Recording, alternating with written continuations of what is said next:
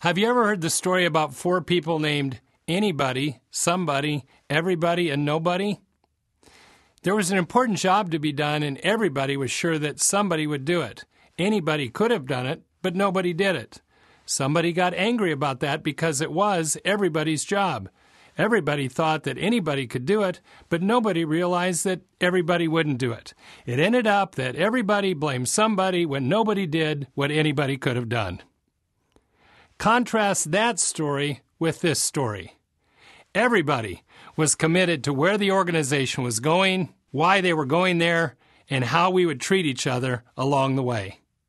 Anybody could explain our measures of success, our strategic paths, and their most important priorities.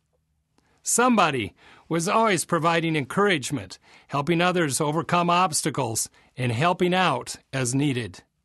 Nobody was missing out on the rewards of working with a high-trust, high-performing organization.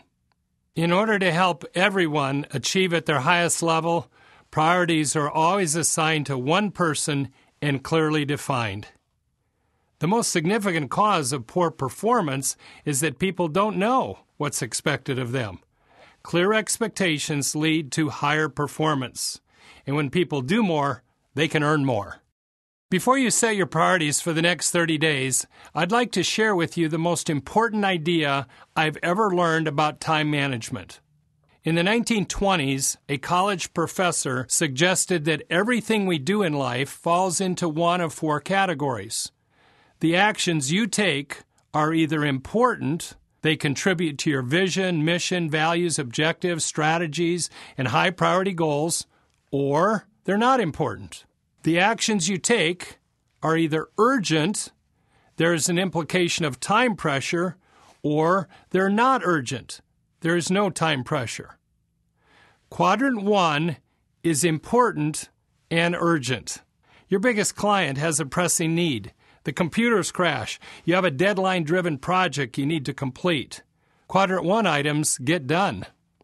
Quadrant 2 items are important and not urgent. Think about it. Everything you do that improves the quality of your work and your life is in Quadrant 2.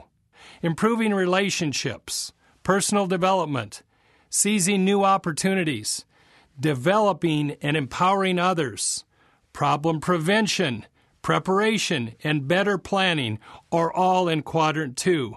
They're important, but they're not urgent.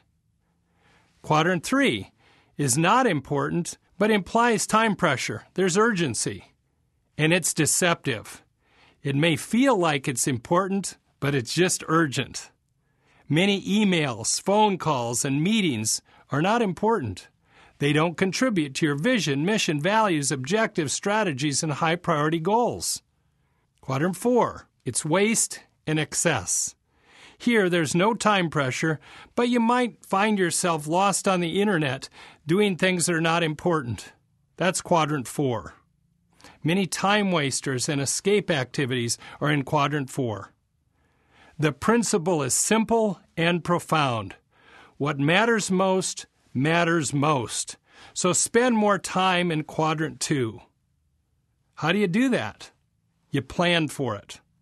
Your dynamic business growth plan is now leading you and your team to identify important priorities.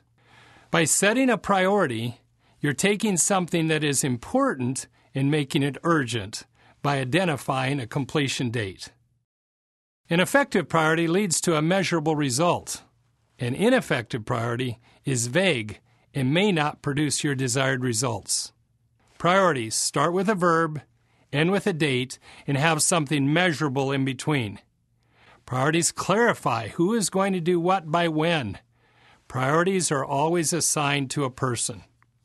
In this priority writing exercise, you will only be able to create priorities for yourself. Remember that these priorities are short-term. You should be able to complete them in 30 days or less. Now it's time to write your priorities.